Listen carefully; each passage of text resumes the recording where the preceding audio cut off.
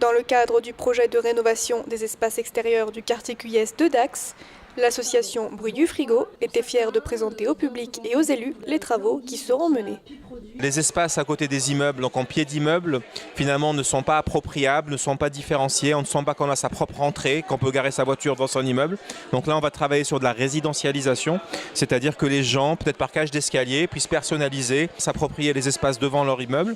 Et du coup, ça va créer des petites unités au lieu d'avoir des barres comme ça qui ne sont pas différenciées. Après, ce qu'on veut, c'est que tous les espaces qui composent le quartier aujourd'hui, qui sont un peu à l'abandon, on connaisse les vocations qu'ils vont avoir. Dans un cas, ça peut être des jardins familiaux. Dans d'autres cas, c'est une placette. Dans un autre cas, c'est un city-stade. En fait, qu'on ait une famille d'espaces qualifiés, aménagés, appropriables et reliés les uns aux autres par des cheminements et des passages à vélo et à pied. L'association a souhaité rencontrer les habitants et s'est installée avec eux afin de comprendre leurs envies et leurs besoins et de les faire prendre part au projet sous le nom de l'opération « Je peux pas, j'ai chantier ». On aurait pu tout simplement se dire, on a un plan, on arrive avec le béton et puis on fait plus ou moins ce qu'on avait dessiné et puis terminé.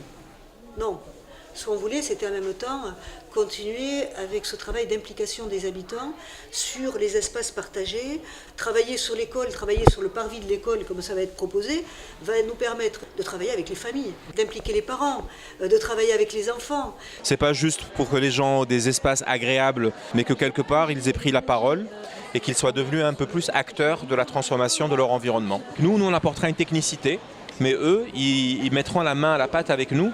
Et l'idée, c'est que quelque chose que vous avez contribué à fabriquer, si vous voyez quelqu'un essayer de dégrader, vous risquez de sortir de chez vous et dire touche pas à mon banc, tu sais à qui il appartient, etc. Un projet jugé innovant que l'État n'a pas hésité à soutenir.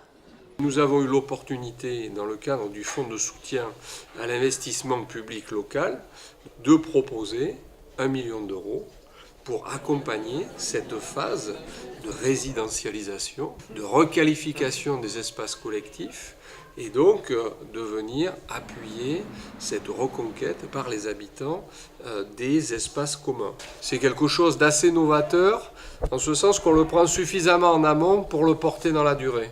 On n'arrive pas trop tard.